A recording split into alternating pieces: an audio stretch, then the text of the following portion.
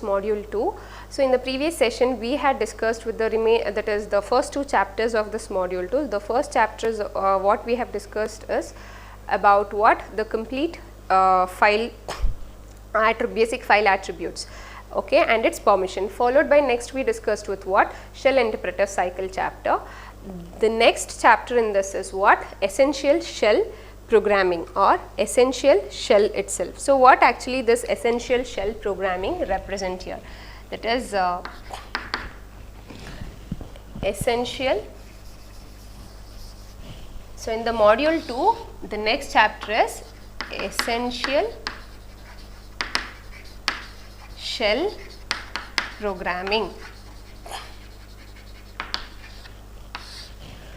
So in this essential shell programming concept, what we are going to actually discuss in this, as I've mentioned in the previous session also.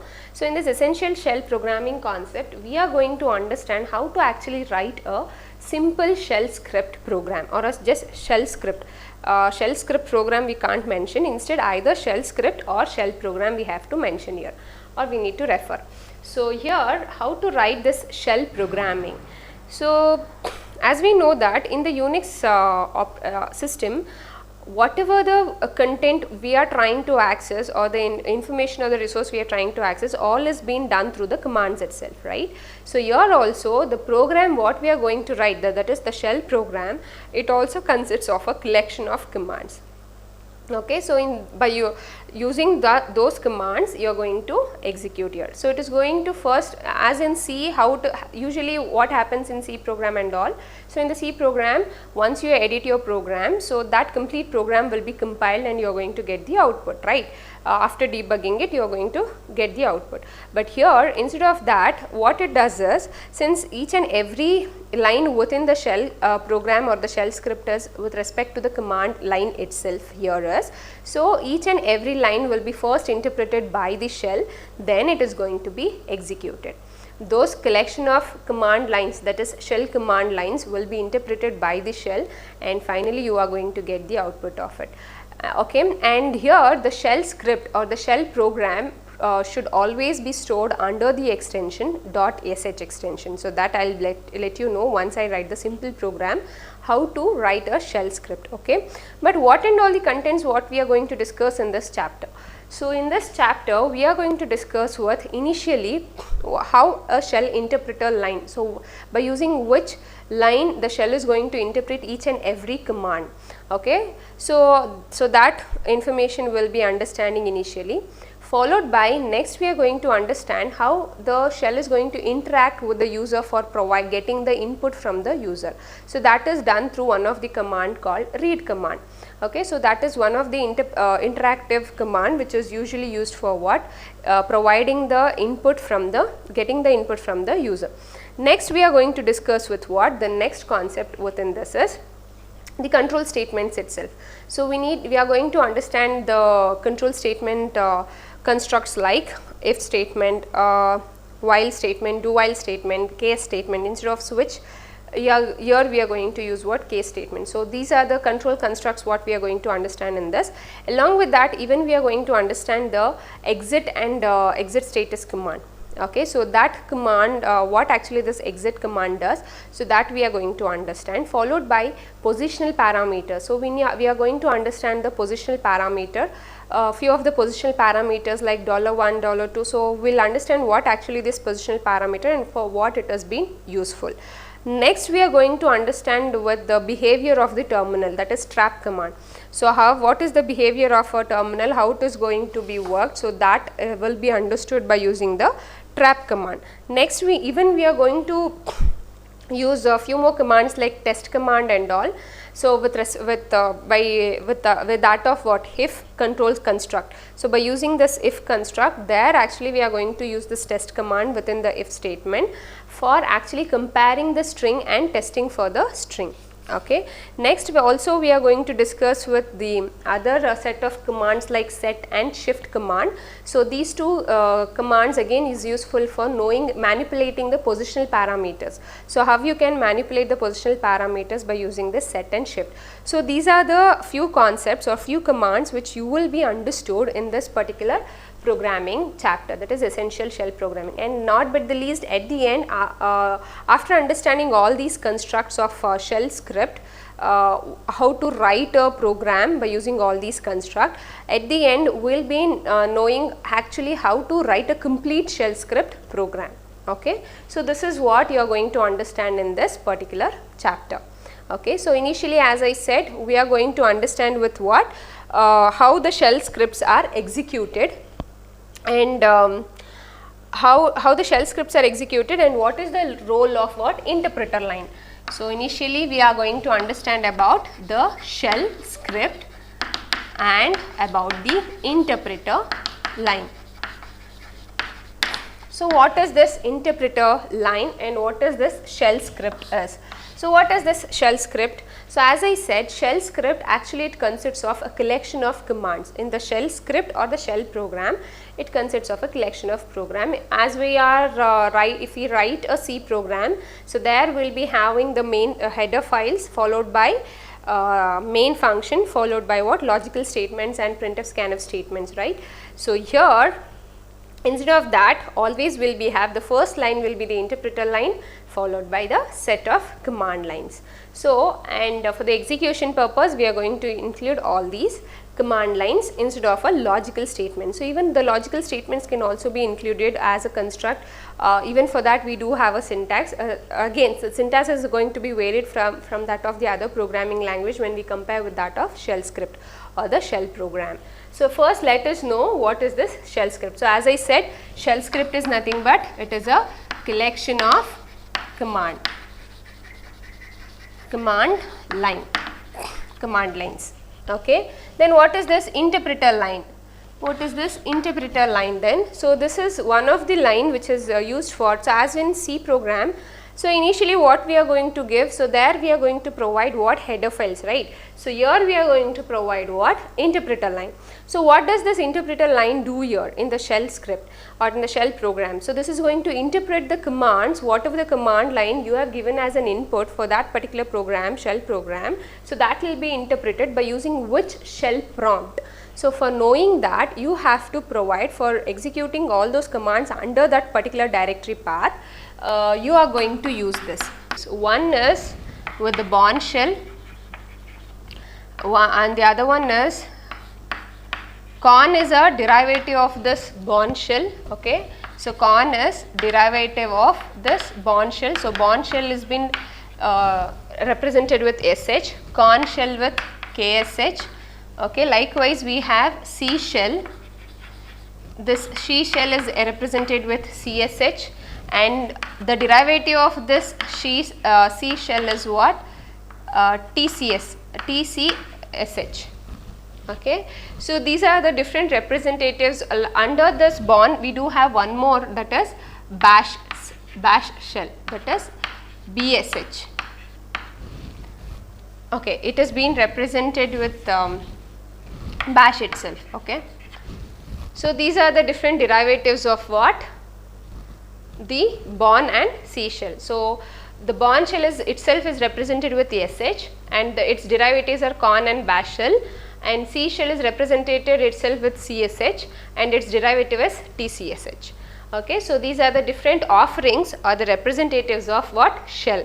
So, in any one of these representatives will be used for executing all your shell commands. Either the Bourne shell, it will be used for executing your shell commands, or Con shell, that is KSH representative will be used, or the bash shell it will be used, or C shell CSH will be used, or TCSH its derivative it can be used. Either of these shell offerings might be used for executing all your shell commands in the Unix operating system. Okay. So, and all these have been stored under the path /bin. Okay. So, it has been stored, all these representatives of shell has been stored under this /bin. So, if the user want to know under which representative is working, its means, so you can just execute what? Home that is the shell variable. So, here this is one of the shell variable which is used for what?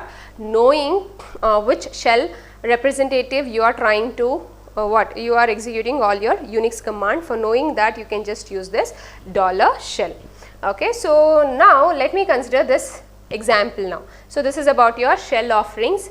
Okay, that is, these are the different offerings or the representatives which has been used. So for executing any shell script or a shell command itself, either one of this shell offerings will be used or representatives will be used. So as of now, this is the Bourne shell. It is like a parent shell for what? Corn and bash, right? So if you have written executed under this sh, and if you are trying to execute your commands by using the corn shell, means even that is also possible. But usually we go with what? This Bourne shell itself. So only I have given what? sh. Even you can give ksh also if the shell prompt what you are using is of what? Corn shell. But as of now, here we are using the sh, that is Bourne shell. So /bin/sh. So under this directory path, all these commands have to get executed, and all these commands has to get interpreted. Executed, the more meaning will be what? Interpreted. All these commands will get interpreted under this directory. That is by using this sh variant or the sh representative. Bourne shell, using this Bourne shell, it is going to interpret all the commands what have enclosed under this script program. Okay, and finally after interpreting it, it will be passed on to what? Kernel. Kernel will execute the program and you will get the output. So now this is one example, simple example of showing how to write a simple script. Okay, here I have not, here I have just used those commands which is just going to display the output. So one simple example what I have considered here is for displaying the date and calendar of today, this month's calendar and today's date.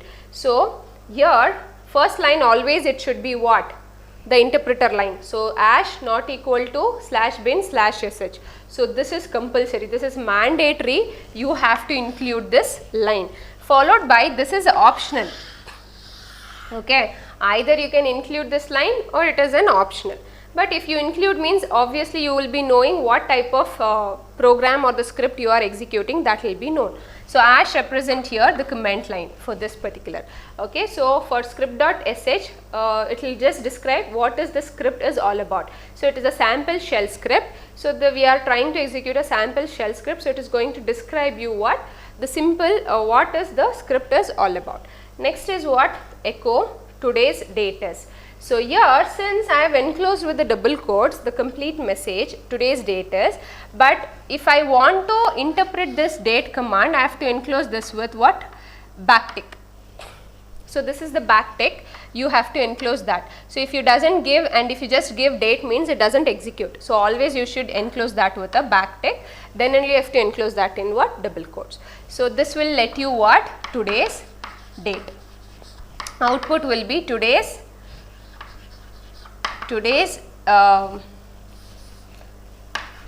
date is means, so it is going to display today's date here. Okay, next is what? This month's calendar will be displayed.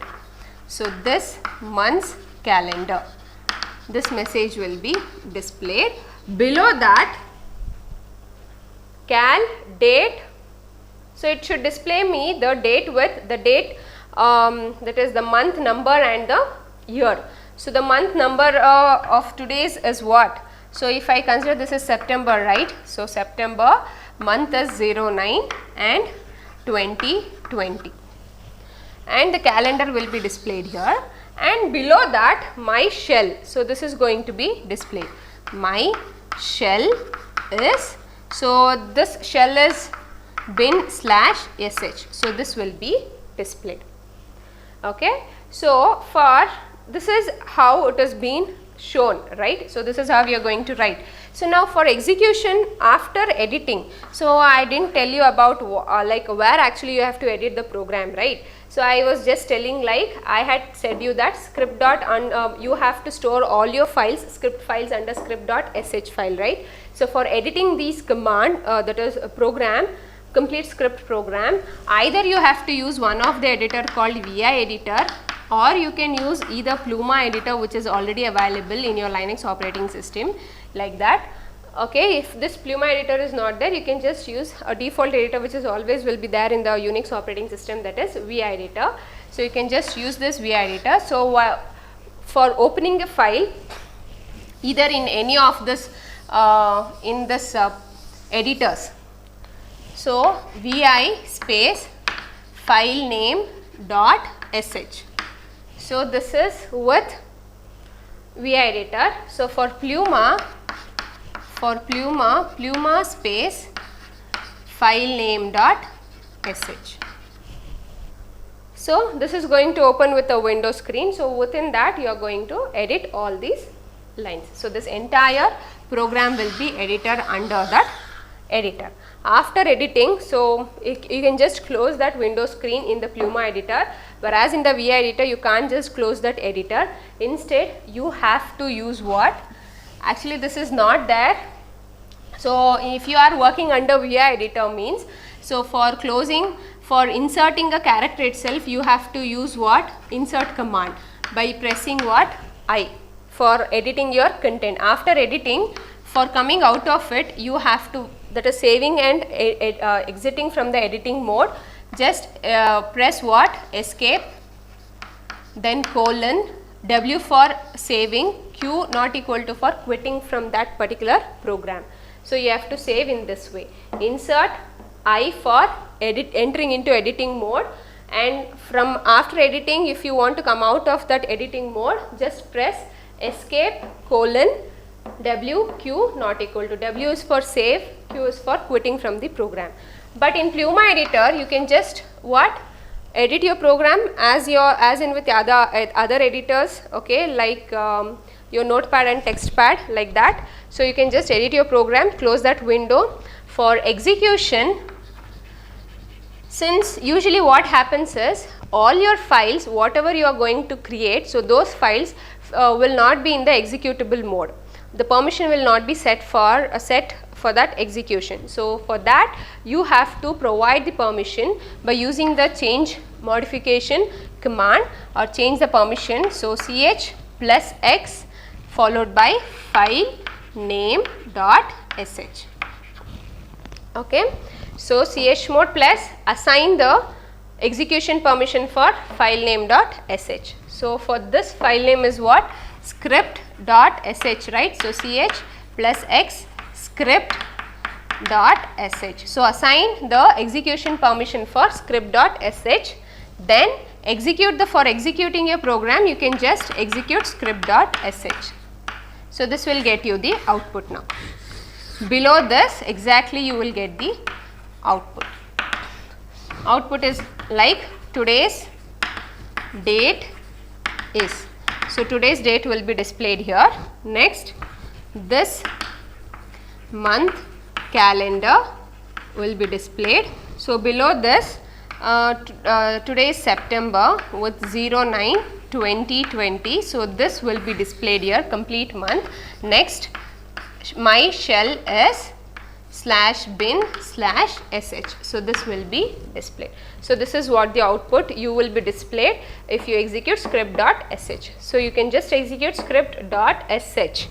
Okay, so this is the execution command. So for the execution of any file of a script you can use what? Script.sh. So this is for assigning the execution permission for that particular file, script.sh. Why we have to assign explicitly here is there are few chances like once the file has been created, any scripting file or any other file, execution permission will not be assigned. So just to assign the execution permission you have to use this change mode command, which we have already discussed in basic file attributes and permission, right? So chmod plus is for assigning, x is for execution permission for script.sh file. So this is about your creating your simple shell script. Okay, so now you have understood where to edit your shell script, how to execute your shell script, and within your shell script what and all will be there within the shell script, right? So even you can, here I have just used what few of the commands for displaying the output. So what if in case there might be chances of like what reading the input from the user also. So through the user you can interact and provide the input for the command and you can execute that command also, right? There are options are also there, right, for providing the input from the user and executing the command. So for interacting that way, we have one of the command called read command.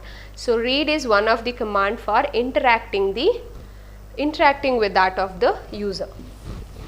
Okay, let me show you with one command, interactive command line. So interactive command line has been done by using what? This read command. Okay, so this is one of the command which is used for what? Making the script interactive. So if the script has to be made interactive, that is providing the input from the user and making it the script itself as an interactive means, then you can use this read command, followed by here you have to provide the name. So name is nothing but it might be any input variable name which you are going to give, and here you shouldn't, and one more thing here, the variable within the shell script here, it has been always defined with $name like this for storing a string, or $n for storing a number like this. So this is the variable representation within the shell. So this is variable declaration. But while providing the variable name for the read command, no need of providing this dollar symbol here. So this is not acceptable. So this you can't give. You can just give read followed by the variable name. Okay. But while accessing this variable name, like while echoing this name, you have to always give that with what? $name. So this you should be know. Okay, so while using the variable name with that of read for providing the input or giving the input for the shell script means no need of using the dollar symbol, but while displaying the same variable name for output, you have to use this dollar symbol. This is mandatory. Okay, so let me write one simple example for you people and show you. So this is one simple example of making the shell script interactive from the user. So how we are going to get the input from the user. So this is one simple example of showing you how we are going to interact with that of the user here. So let me consider here. So here I have considered the file name as what? emp.sh. So as I said, this interpreter line is mandatory. So this you have to give. And for reading the name, that is for making the command, making the shell script as an interactive, we are going to use what? A read command for reading the input. So that I have used here, read. So here I am trying to use read what? Two inputs. Okay, by using a read command, echo, enter the pattern to be searched. So here what I am in this particular scripting file, what I am trying to execute or show you the output as what? I am going to read a pattern from a file which is already there from an existing file. Let me consider that existing file as what? emp.txt file. Okay.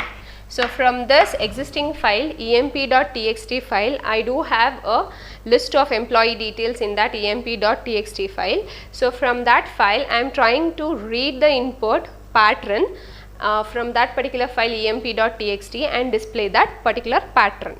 Wherever that pattern has been present, that line to be printed out in my output. So that is what the program is all about. So in the emp.sh script file, I am trying to read the input as a pattern from a file. So two inputs have been provided here. One is the pattern name and the other one is the file name. So the pattern name should be provided, followed by file name. The file name is emp.txt. Pattern, whichever the pattern you want, either the employee name or employee designation, whatever the pattern you want to search for. So that will be searched. So that should be provided by using this p name as a input. Next, file name has to be provided as an input. Next, searching for that pattern name from file f name. Next, so how we are going to search a pattern? By using a grep command, right? So that grep command has to be provided. So grep followed by the pattern name, next from which file. Finally, after executing this command, it will display selected records shown above. So, what will be the output you are going to get? Again, once you have edited this program, you have to what? Provide the execution permission for this particular file. So, after editing the program in an editor, either in the Pluma editor or in the VI editor, you have to do what? You have to provide the permission mode, chmod plus x emp.sh. Okay, so this you have to give this permission more has to be assigned for the file emp.sh. Next, for execution emp.sh has to be executed. So, this file name as a command itself you have to execute the for the execution of this particular script file emp.sh. After this, after executing the output command line, so what happens here? So, here actually it is going to display me with what? The next, since I am executing emp.sh file, so it should display me with enter the pattern to be searched. So, here immediately below it will ask me to enter the pattern to be searched. Okay, so I might give, so what does this /c represent in both the echo statement? So, /c represents the cursor has to be placed at the same line, and it should just give the enter after entering the content here. So, it will be placed, the cursor will be placed even after entering the content here itself. So, here I might give the pattern as what? The name itself or the designation. So, designation I might give director. Okay, so I will give what? The designation as director here. So, this director will be search, the pattern will be search for the search reservoir is for what? Director. Next, it will ask me to enter the file. So, from which file this director pattern has to be searched, enter the file to be used, file to be used. So, the file here is what? emp.txt file. So, it is going to look into that file emp.txt file. Next, searching for, so this line will be displayed, searching for pattern is what? Director, and from file emp.txt. So, this line will get displayed here. So, while accessing the variable name, you have to what? Give dollar here, as I have specified here. While explaining the read command, I said that while reading the input by using the read command, no need to use what? Dollar symbol, but while accessing for displaying that variable name, you have to use what? Dollar here. So, director from, this is the pattern, this is the file name. So, next it will execute the command. Immediately after this line displays, it is going to execute the command grep, pattern is director, file name is emp.txt. So, this command will get executed, and wherever the director pattern is there in the emp.txt file, so that line will be displayed, and after that this message will be displayed, selected records shown above. So, this is how a simple shell script is going to be executed by interacting with that of the user. So, in the initial example, I have shown you like how to write a simple script itself, shell script, followed by next I have shown you like how to read the, that is how to make the shell script itself as what? Interactive, by getting the input from the user. So, this is about your how to interact with the shell script. Okay, argument. So, what is this using command line argument represent here? So, command line argument means what?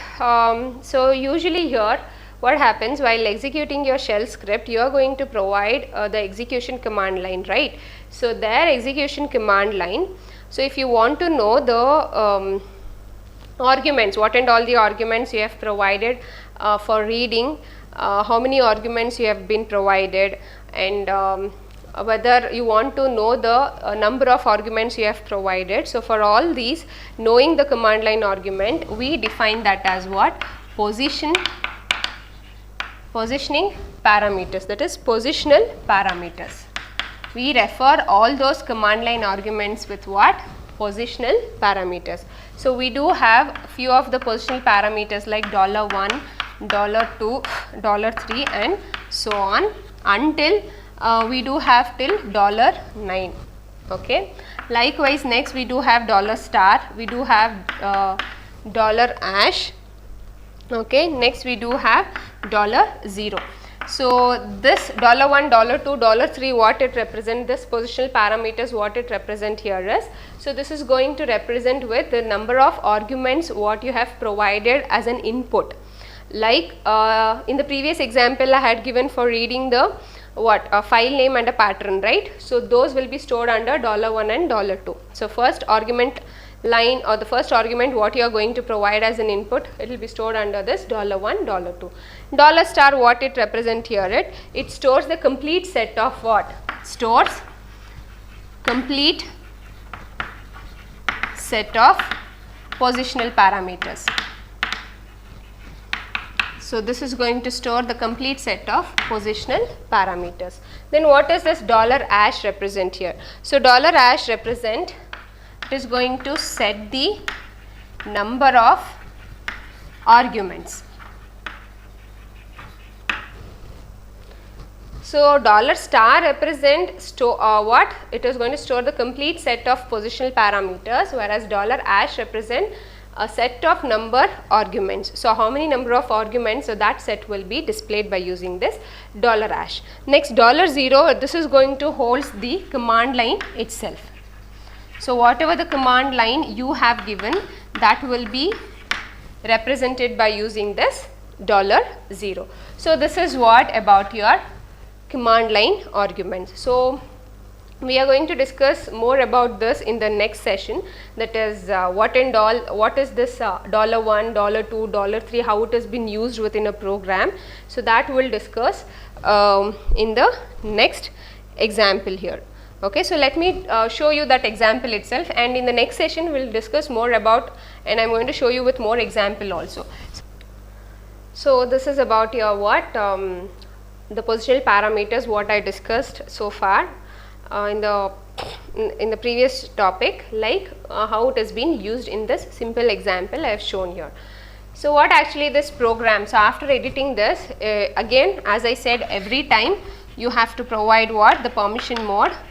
So this has been stored under with the .sh extension. The file name is emp1.sh. So command plus x followed by what, emp1.sh, you are assigning the permission for what, execution. Next you have to execute the program, right? So this is the program. Okay, so for the program is what, emp1.sh. So here command line argument. So within this command line, so this is the command for executing your program, emp1.sh. Since I have to provide the input, right, because here I have not used any read command for providing the input, but here I have used what, grep command $1, $2. So what is this? So I am trying to search for a pattern which is stored with the $1 positional parameter, and from the file again within this $2 positional parameter file name has been stored. So how do I read that? So that can be done. So using command line argument, so these parameters or this positional parameter, what it does is, whatever the command line I have provided as in for the execution, so there the arguments what I have given here. So here emp1.sh with the director pattern. Okay, this will be stored with what, $1 positional parameter. Next director from the file emp.txt. So this argument will be stored with the second positional parameter. So that is what I said. So $1, $2 up to $9. So it can accept 9 arguments with that particular command line as an input for the that is during the execution of that program. So emp1.sh is a program you are executing, and you are providing the argument, input argument for this command itself, which will be stored with $1 and $2. So in $1 now I have director, in $2 I have what, emp.txt file. Then what is this $0 represent? So after providing this, the output will be displayed as what, So the output will be displayed as program. So $0 what it represent, as I said, the command line itself. So the command line here is what? emp1.sh. So this command line will be displayed with $0. Next, the number of arguments. So the number of arguments, how many arguments I have given? So for knowing the number of arguments which has been stored with $1, $2, all the positional parameter is how many arguments I have given? That is 2. So the number of argument specified here is what? That will display with 2. Next, the arguments are, so what and all the arguments you have provided which will be stored under this $. So as I said, $* represent, it is going to know you that is which and all the arguments. So those arguments which has been stored with the positional parameters, that will be listed out. Whereas $#, it is going to list you what? The set of the number specified with that of number of arguments specified with that of what? $#. So now it will show me the arguments are what? Which and all the arguments, positional arguments I have provided. $1 is director, $2 is emp.txt. So arguments are, one is director and the other argument is emp.txt. So this is what the output, and after that this is going to get executed. So director pattern, where and all the director pattern is there from the emp.txt. So those lines will be displayed, and after that it will display job over. So that is what I have displayed here is echo job over. So that will be displayed here. So this is about your how to use your positional parameters, that is using command line argument. So this is the command line argument. Okay. So in this command I have given 2 arguments which will be stored with positional parameter $1 and $2. For knowing the set of numbers, how many arguments have been provided, that will be displayed using this $#, and $* will display the argument name itself, and $0 will display what? The command line itself. So the command line here is what? emp1.sh. So this is about your how to use your command line argument using positional parameter. So this is about your today's session. So in today's session we have discussed with what? In the essential shell programming, how to write a simple program using this shell script. So initially we discussed with what is a shell script is, next what is an interpreter line is, then which and all the shell offerings or the shell representatives are, followed by a simple example of this shell, next followed by what? How to interact a user with that using a read command with the script or with a program. Next, positional parameters we have discussed. Okay, so in the next session we will discuss more about this by using few more commands in the next session. Okay, thank you all.